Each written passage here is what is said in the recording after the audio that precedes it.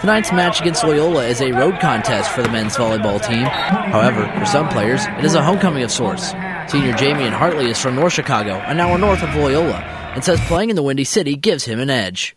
I love playing in Chicago. I feel like I play some of my best games in Chicago, so it's going to be exciting. Highwood Park, Illinois sits a half hour north of Chicago and is junior Matt Lesky's hometown.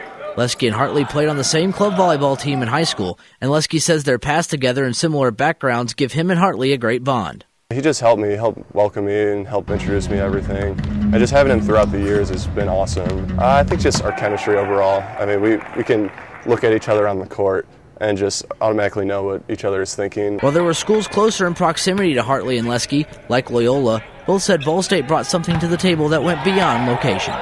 It really felt like my second home here. Everybody welcomed me with open arms. It just, the bond the team had was something that you don't really find many other places, so I think that was the biggest thing that really attracted me here. It just felt right when I came for my recruiting visit. I loved the guys at the time, and it just felt like home, better than anywhere else that I visited at that time. 9 of the 17 men's volleyball players on Ball State's roster, including Lesky and Hartley, are from Illinois.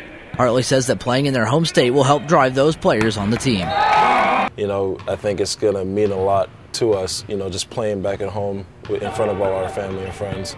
So I think we're going to play at a different level.